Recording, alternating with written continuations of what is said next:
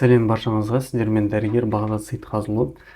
Бүгінгі видеода біз витамин D-ның жетіспеушілігінің симптомдарын сөйлесетін боламыз. Егер сізде әлсіздік болатын болса, ашуланшылық болатын болса, ұйқыңыз қанбайтын болса, осы видео сізге өте маңызды болады. Өйткені қазіргі таңда адамдар көбісінде витамин D жетіспейді. Сол себепті олар өте аурушаң болады.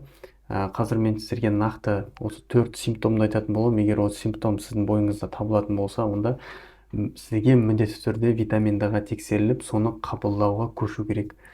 Бұл видеомен қандай витамин D-ны ішуге болады және қалай ішу керек и дозировкасын айтатын боламын. Өте маңызды видео. Соңына дейін қарап, каналға тіркеліп, лайк жазып, комментарий жазып кетіңіз. Ал мен бастаймын. Ең біріншісі витамин D деген жалпы не екенін айтып кетейік. Витамин D дегеніміз ол біздің ағзамыздағы бүткіл обмендік процестерге қатысатын прогормон болып есептеледі. Қазіргі таңда оның рөлі өте ауқымды дамып келе жатыр. Толығымен 100%-ке әлі исследованиялармен бекітілмеген зат болып табылады. Сол себепті бұны почти гормон ретінде де қабылдайды. Қазіргі таңда зерттеу мәселесінде, мысалы, бұны почти гормон ретінде қабылдайтын дәрігерлер де бар. Оны былай кезде гормонға дейінгі зат прогормон деп айтсақ та болады. Өйткені егер витамин D аз болатын болса, даже әйел адамдардың мысалға банальный бала көтермей қалуында әсер етуі мүмкін, және тәбеттерінің нашарлауы барлығы именно осы витамин D жетіспеушілігімен негізінде байланысты болып есептеледі. Ал қазір ең бірінші симптом, егер сіздің ағзаңызға витамин D жетіспейтін болса, ол бізде сүйектеріңіздің остеопорозы немесе сүйек сынғыштығы деп аталады. Немесе мынау тістеріңіздің әлсіздіктері басталады. Не үшін? Өйткені витамин D көп болған сайын біздің ағзамызда біздің сүйектерімізде мықты болады. Өйткені кальций, магний деген сияқты өте керекті элементтер именно витамин D-мен бірге сіңеді. Ал витамин D қашан сіңеді? Ол өт көп бөлінген кезде және өт айдалған кезде витамин D өте жақсы сіңеді.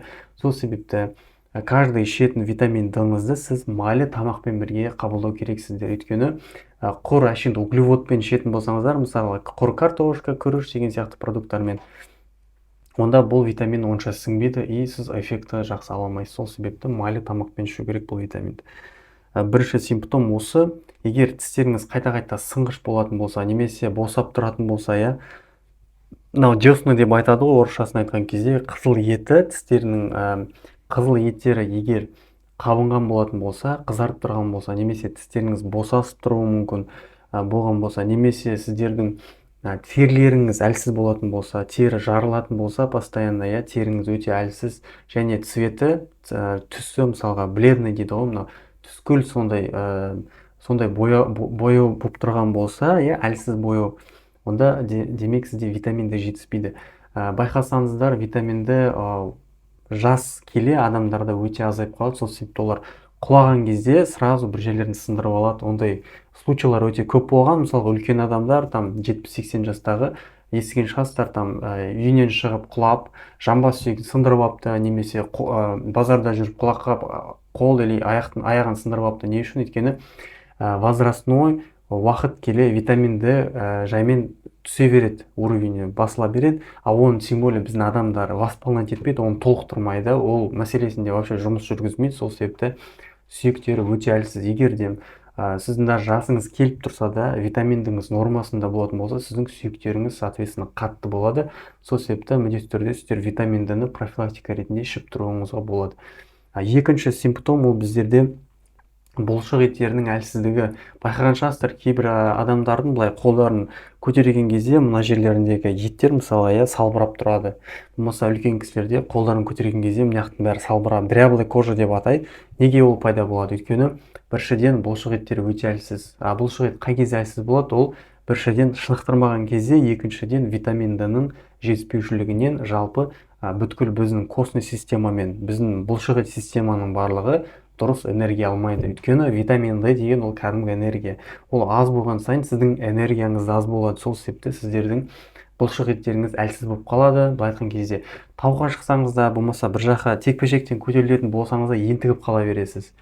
Осындай болатын болса, демек сізде витамин D жетіспейді деген сөз. Сосын жаңағы тәбеттің болмай қалуы. Витаминді мысалы мен өзіме приемға келетін адамдардың 10 адам келсе, соның 8-інде витаминді жетіспеушілігі болып тұрады. Мысалға 6-ға дейін түсіп кетеді, 4-ке дейін түсіп кетеді. Ойлаңызшы, витаминдің нормасы негізінде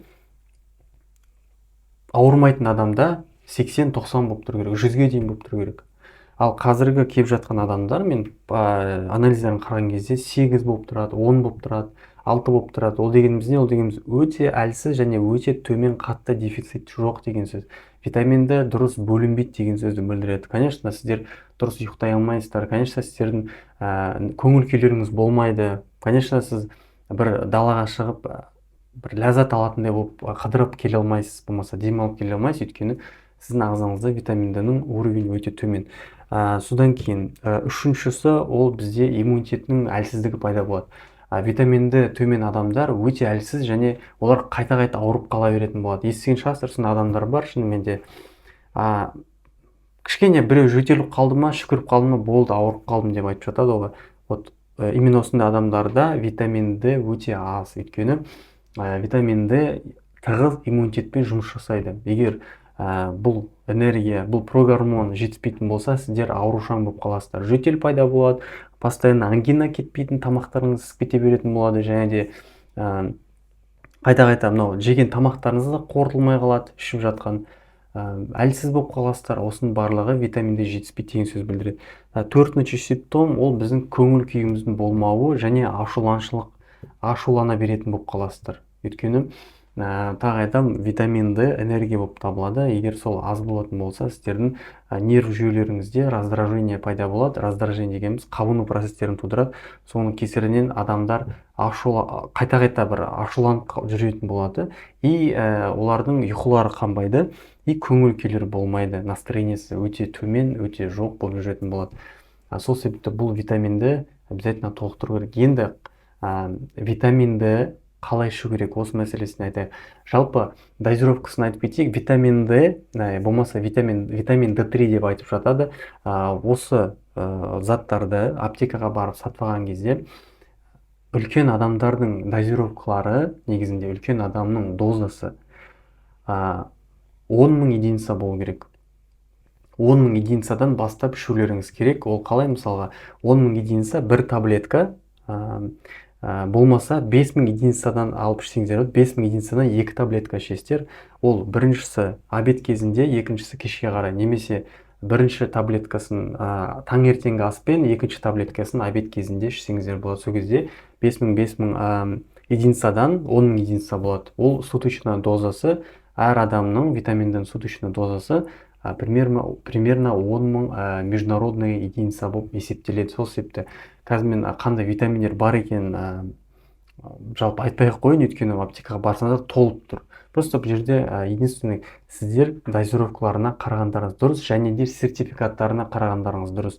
Сертифицированный мемлекеттермен бекітілген өзінің печати болатын, клинический базадан өткен дәрілер болатын болса, олардың міндетті түрде эффектісі де жақсы болады. Сол себепті осы дозировкада ішулеріңізге болады.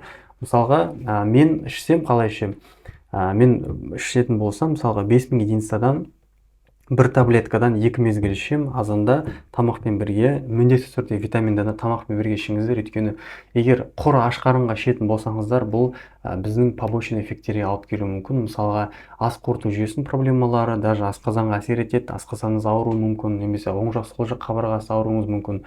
Сол себепті тамақ жегенде дедім, кішкене майлы тамақпен жесеңіз дұрыс болады. Оливковое масло, льняное масло, немесе лецитинмен қосып ішсеңіздер өте жақсы сіңеді. Сол себепті витамин Д, оған плюс магний қосып ішсеңіздер де болады. Магний сол кезде олардың сіңімі вообще жақсы көтерілетін болады. Жалпы витамин Д бір таблеткадан 2 рет ішесіздер. Курс лечениясы әркімде әрқалай, бірақтан минимум 1 ай ішу керексіздер. 1 ай менен 6 айдың арасында ішсеңіздер болады. Көбінесе мен пациенттеріме 1 немесе 2 айға берем, соның өзіне уже анализ тапсыратын кезде, 2-ші айда келген кезде уже нормасына жетіп тұрады.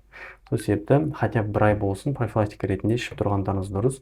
Бірақ бет-әлбәтте ішпеу керек бұл витаминді, өйткені бұл витамин егер гипервитаминоз болатын болса, сізде мысалға итак ағзаңызда витаминді толып тұрған болса, сіз тағы дәрімен ішетін болсаңыз, ол гипервитаминозға алып келеді. Ол кезде сізде ішіңіз ауыруы мүмкін, ас қорыту жүйесімен проблемдеріңіз басталуы мүмкін, басыңыз айналуы мүмкін, құсуыңыз мүмкін, бас ауыртуы мүмкін, неше түрлі сондай побочкалар әсер етеді. Сол себепті байқаңыздар. Жалпы айтқым келгені осы. Витамин D дозировкасы 5000 единицадан күніне 2 мезгіл, суточный дозасы 10 000 милли международный единица болу керек. Егер витамин D туралы толығырақ видео көргіңіз келсе, тоже жасап қойдым. Төбеде ссылка шығады, соған басып көріп шығыңыздар болады, өте маңызды видео. Егер сізге осы видео ұнаған болса, каналға дәрігер лайк басып, комментарий кетіңіз. Сенің бағамен дәрігер Бағзат Сейтқазыұлы. Келесі видеоларда көріскенше сау болыңыз.